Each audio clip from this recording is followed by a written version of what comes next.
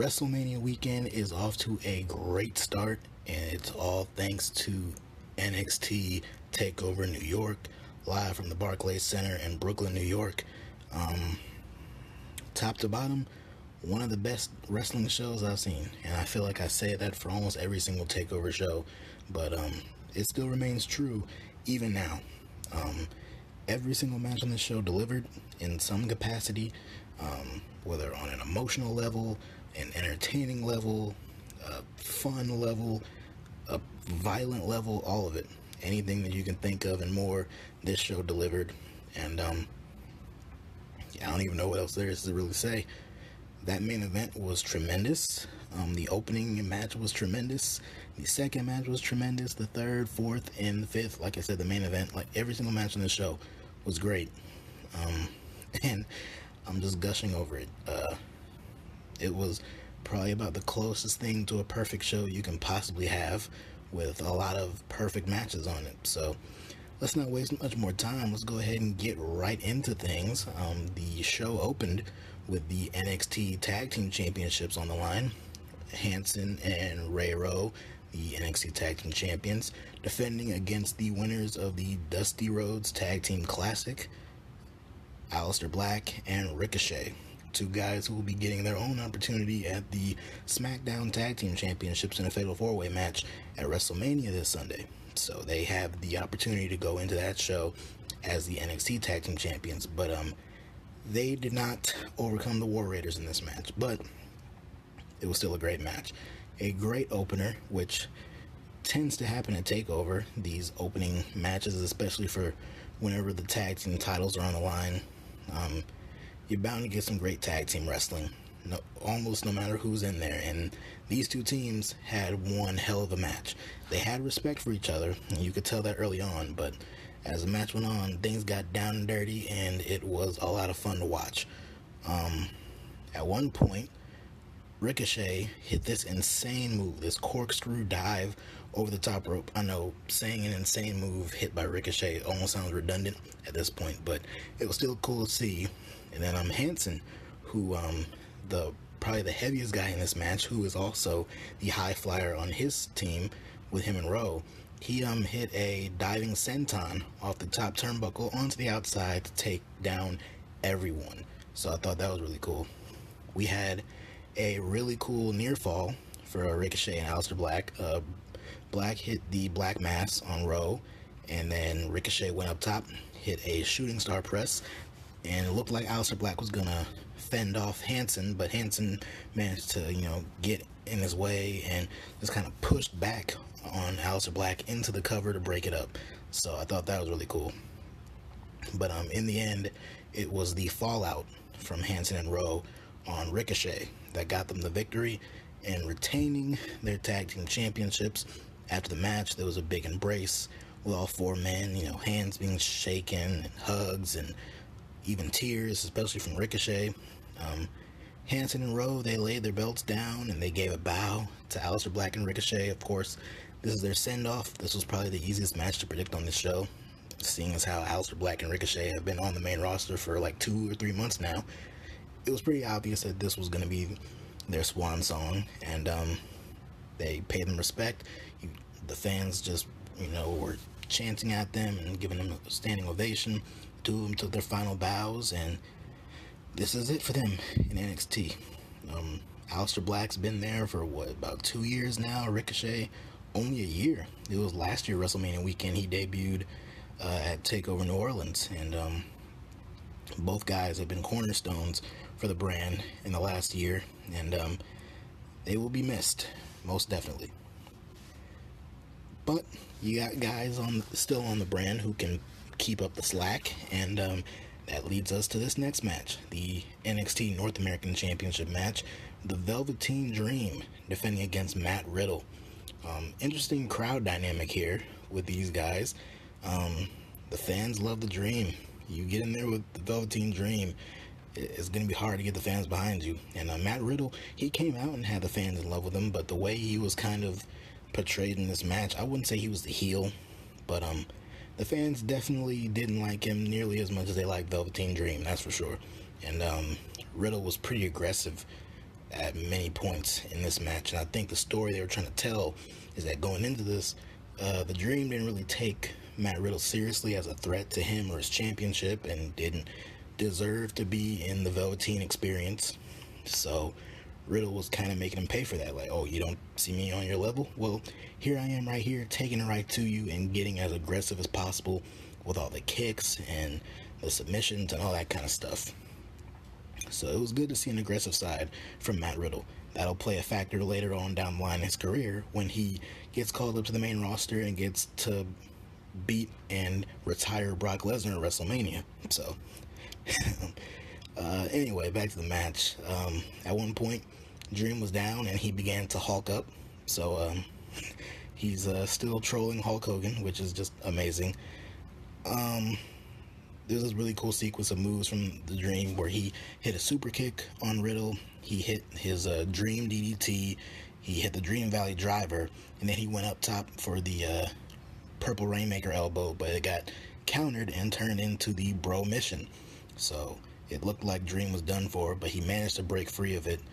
A little bit later on, Matt Riddle hit a German suplex from the apron over the top rope all the way over into the ring. So just incredible strength from Matt Riddle. This led to him locking in the Bro Mission once again.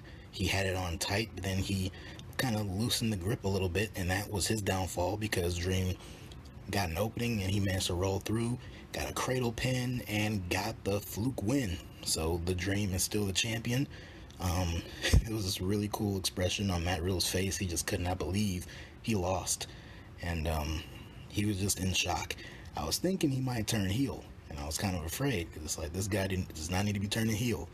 But he gave Dream his respect after the match. He put out his fist for a fist bump and looked like Dream was gonna pass it up, but then he turned back around and obliged. So the two fist bumped and clearly earned each other's respect. But based on this finish, I don't think this feud's quite over just yet.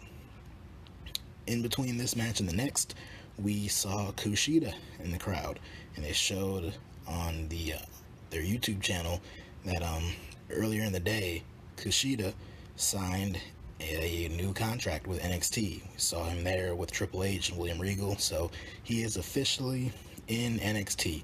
Former IWGP Junior Heavyweight Champion, one of the more popular stars in New Japan, is officially in NXT, so it should be really cool to see what he does, and hopefully he enjoys his time in NXT, and if there is ever ideas to bring him up to the main roster, hopefully it's exclusively to 205 Live, so he can stay in Triple H's hands, because as you see with Shinsuke Nakamura and Asuka, I don't think someone of his persuasion is going to do too well in the main roster. So, but good to see Kushida, a great talent, and I'm excited to see what he can bring to the table in NXT.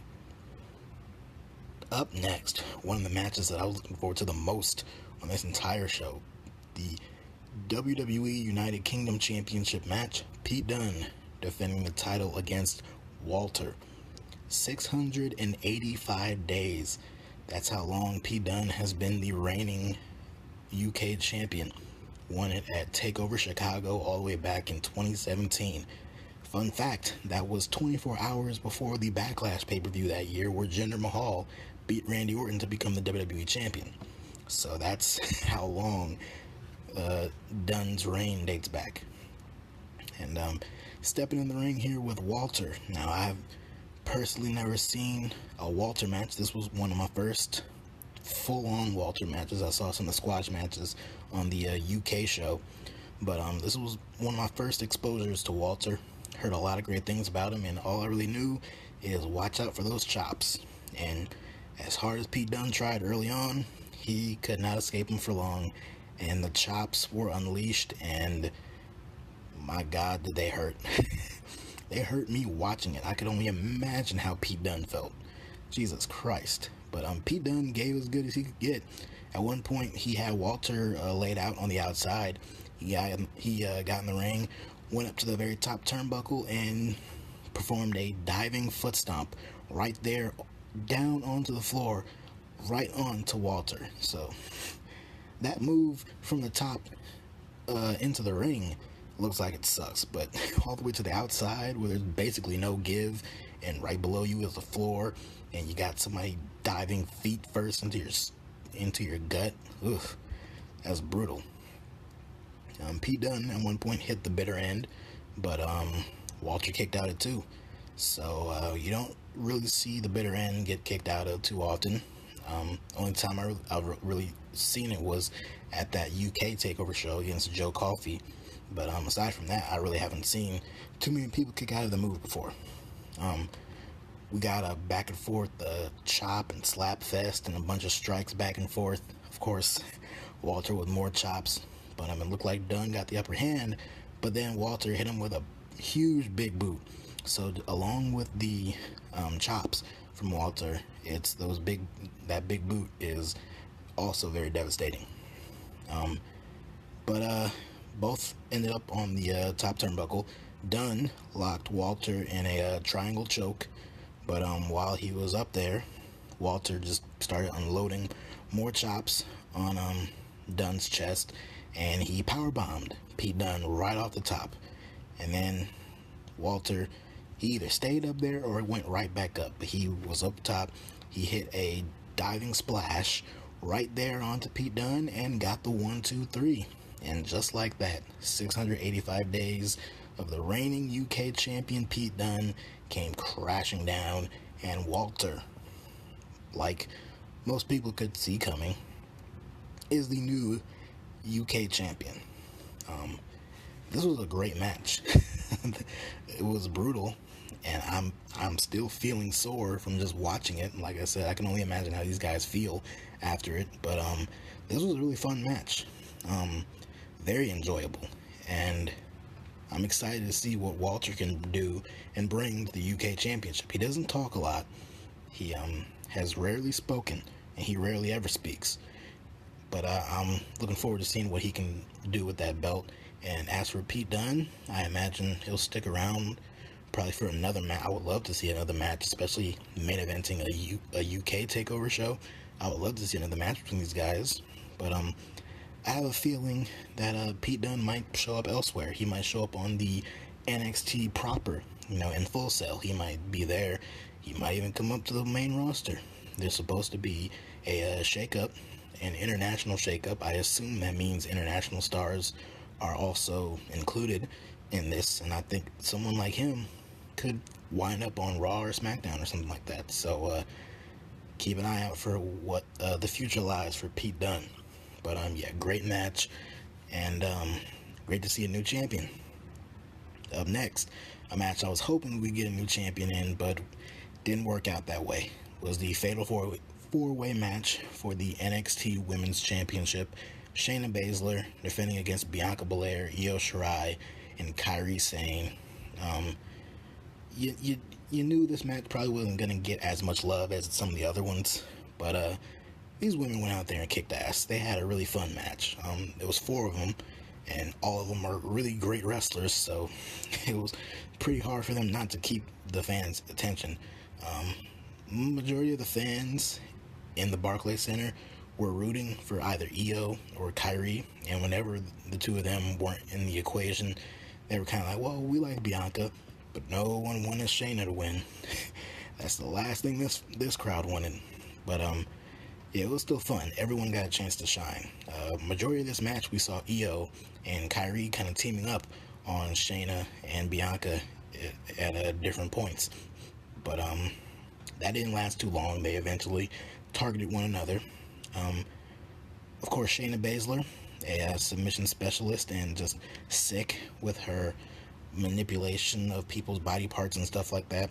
At one point, she locked Bianca Belair in the Karafuda clutch, but Bianca, much like at the previous TakeOver show, in their match, she managed to power out of it, and she hit her with a torture rack slam, but didn't get the pin because Io Shirai broke it. Speaking of Io, at one point she hit a moonsault on Shayna Baszler, but it was Kairi Sane who broke the pin. And Io looked very flabbergasted at this, but it's like it's every woman for themselves. So they kind of mixed it up a little bit. But then Kairi Sane hit her insane elbow on Shayna, but Io was the one to break it up. So the two of them kind of went back and forth, and then eventually Kairi had Io down. She was going up top for the elbow, but Bianca Belair came back up on the ring apron and hit Kairi with her hair whip. So she got her down. She got both Io and Kairi Sane up top, up on her shoulder, that is, for torture rack slam. So she had both women on her shoulder at the exact same time. It was very impressive. And she managed to hit it. But then out of nowhere came Shayna Baszler, who gave her a kick right to the midsection and locked her very aggressively, mind you, in a very tight Kirifuda clutch. You were kind of waiting on Bianca to power out of it again, or one of the, either Io or Kairi to kind of break it up, but she had it clinched in, and Bianca had no choice but to tap out. So Shayna Baszler is still the NXT Women's Champion. Very disappointing. I'm a big Shayna Baszler fan. I like her work, but I was kind of hoping we would get a new champion here. But maybe we will eventually, but it just won't be one of these three women. There are some other women in the women's division down there in NXT who could potentially go after that championship. Come to mind, Candice LeRae, I think, would make a great underdog babyface to go after the championship. Mia Yim could be another potential person. Hell, triple threat right there.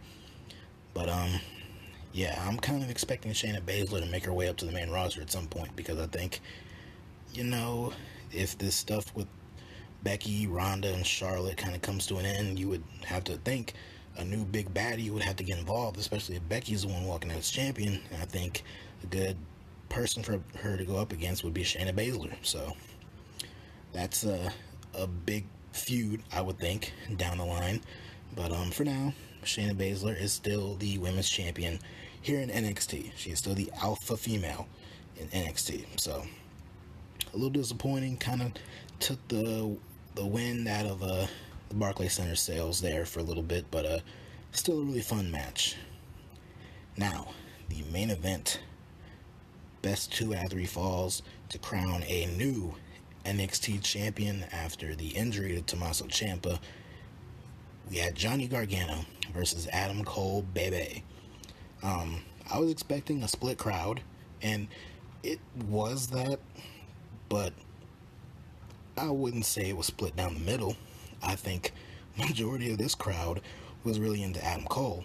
In fact, if I had to make a judgment, I'd say it was about 70-30 Adam Cole for at least the first majority of this match, at least up until the second fall, I would say. This crowd was pretty pro Adam Cole. And this was the hardest match, not only on this show, but probably all weekend, for me to predict the outcome to, because it could literally go either way. Both men make sense in terms of who would win the NXT Championship. Both I would love to see be the NXT champions. So that kind of added a lot of excitement to this thing. So, of course, it was 2 out of 3 falls, and you had a feeling they were probably going to go on for a while. So it was a little slow getting into it. The fans were into it, not like chanting holy shit or anything like that, but they were, they kept their attention, as there was a lot of mat wrestling and grappling and all that kind of stuff, and they got into it. But the first fall went to Adam Cole when he hit the last shot knee strike to the back of Gargano's head. A very sick knee strike to the back of his head. So he got the first fall. Then they started to wrestle a little bit more. Gargano was kind of out of it after that shot, so he had to build his way back up, and eventually he got back into it. He hit his slingshot DDT. He was going to hit it in the ring, but Adam Cole managed to weasel his way out of it. But then they kind of worked it a little bit not long after, where Gargano managed to hit the move on the ring apron. So they got back in the ring.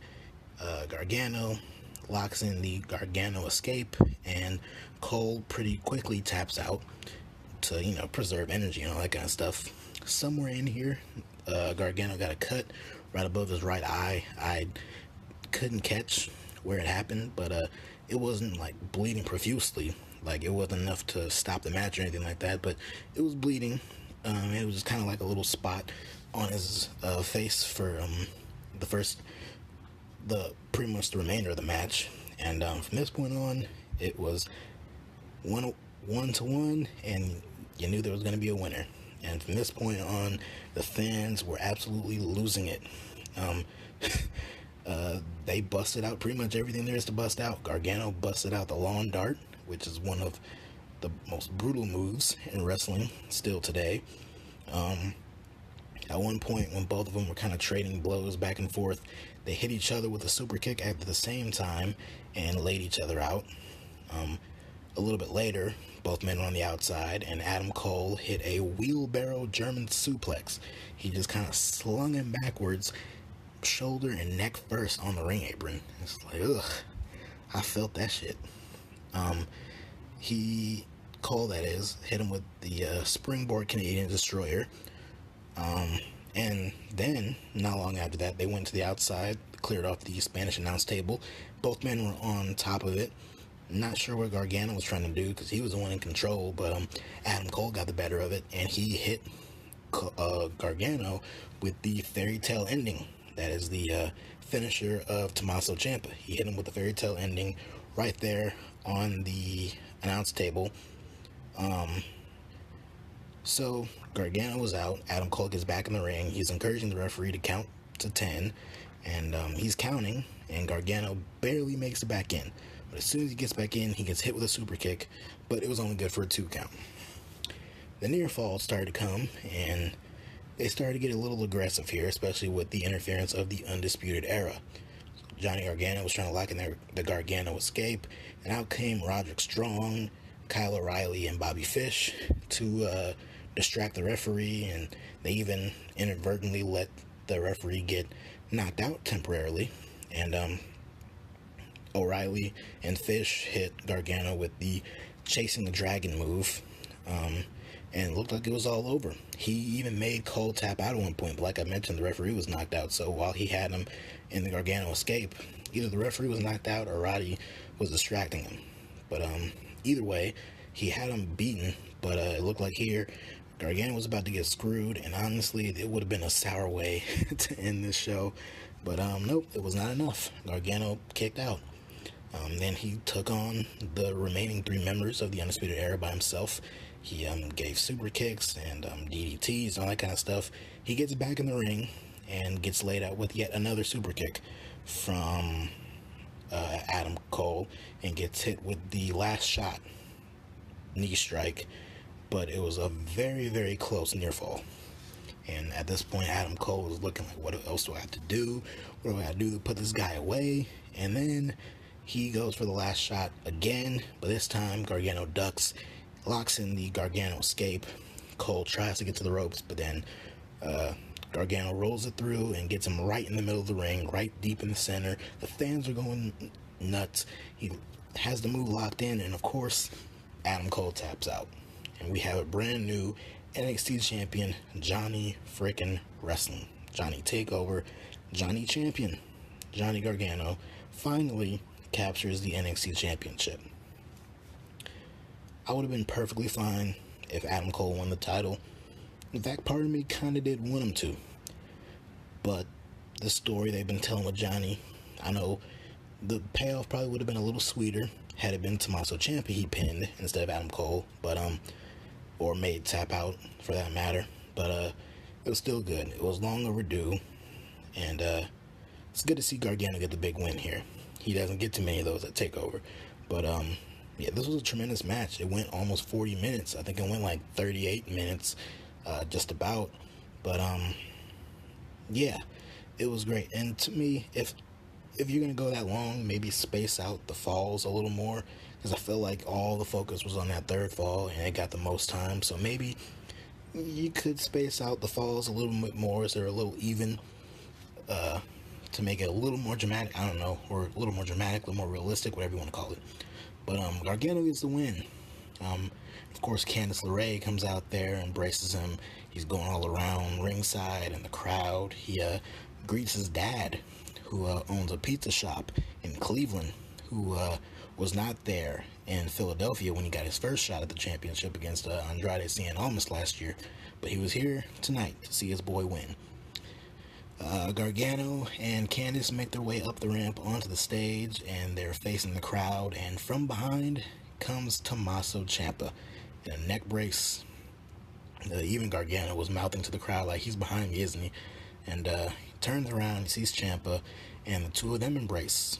And all three of them do. Candice, Ciampa, and Gargano, they all embrace. Ciampa's telling him how proud he is, and that pretty much puts the final stamp mark and end to their feud, their story.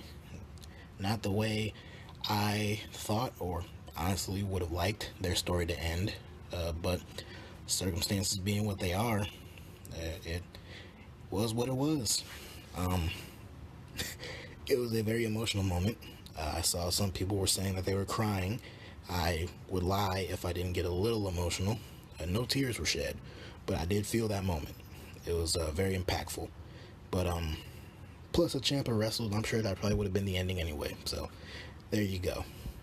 But yeah, so they're on good terms. Johnny Gargano finally wins the championship, and what can I really say? It was a great main event, man. Like, a great story being told.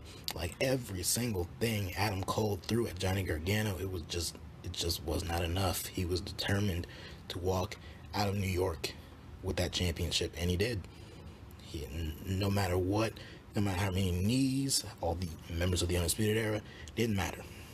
Johnny Gargano was on a mission to leave TakeOver as the champion, and that's exactly what happened. And gosh damn it, I can't think of a better way for that show to end than that.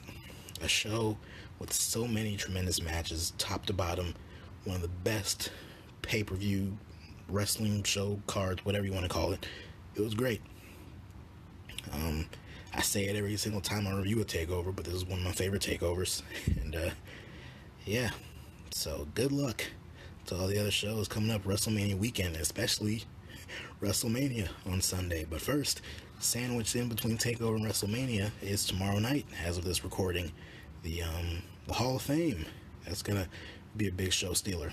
Of course, I'm joking. I'm talking about the Ring of Honor New Japan G1 Supercard show from Madison Square Garden, with matches like Zack Sabre Jr. and Hiroshi Tanahashi, Kota Ibushi and Tetsuya Naito, Jay White and Okada for the IWGP Heavyweight title. You have a four-way for the IWGP Heavyweight Tag Team titles and the ROH Tag Team titles, and a ladder match.